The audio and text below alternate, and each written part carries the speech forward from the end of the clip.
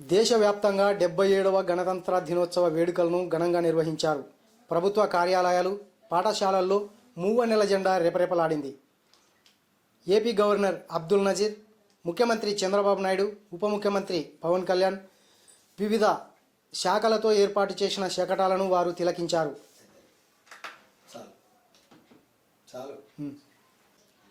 Andhra Pradesh Telugu Desam party కేంద్ర కార్యాలయంలో 77వ గణతంత్ర దినోత్సవ వేడుకలను ఘనంగా నిర్వహించారు.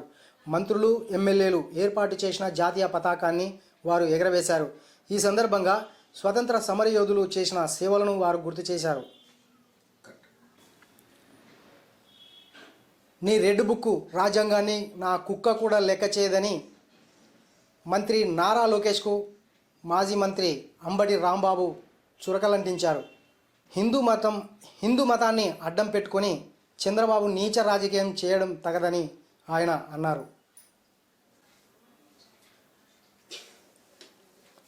ప్రకాశం జిల్లాలో గొలుసు దొంగ హల్చల్ చేశాడు. ఓ మహిళ మెడలో చైన్ లాగుతుండగా స్థానికులు గుర్తించి దేహశుద్ధి చేశారు. 77వ గణతంత్ర దినోత్సవ వేడుకల్లో ప్రసంగించిన గవర్నర్ అబ్దుల్ నజీర్ ప్రసంగించిన ప్రసంగంలో పసలేదని మాజీ మంత్రి వెల్లంపల్లి శ్రీనివాస్ అన్నారు.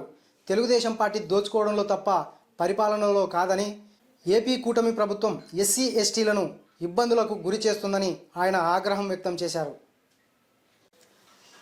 దేశవ్యాప్తంగా 77వ గణతంత్ర దినోత్సవ వేడుకలను ఘనంగా నిర్వహించారు. ప్రభుత్వ కార్యాలయాలు, పాఠశాలల్లో మూవన్నెల జెండా రెపరెపలాడింది. ఏపీ గవర్నర్ అబ్దుల్ నజీర్, ముఖ్యమంత్రి చంద్రబాబు నాయుడు, ఉప ముఖ్యమంత్రి పవన్ కళ్యాణ్ వివిధ శాఖలతో ఏర్పాటు చేసిన శకటాలను వారు తిలకించారు.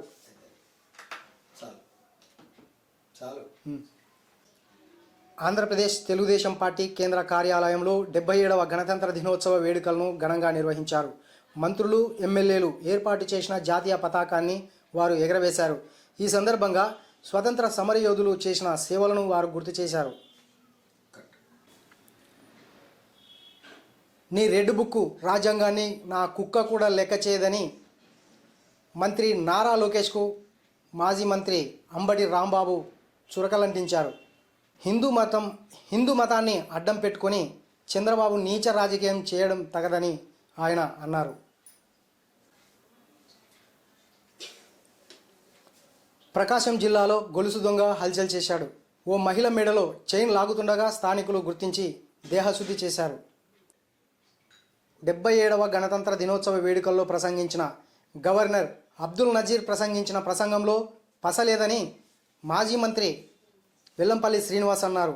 తెలుగుదేశం పార్టీ దోచుకోవడంలో తప్ప పరిపాలనలో కాదని, ఏపీ కూటమి ప్రభుత్వం ఎస్సీ ఎస్టీలను ఇబ్బందులకు గురి చేస్తుందని ఆయన ఆగ్రహం వ్యక్తం చేశారు.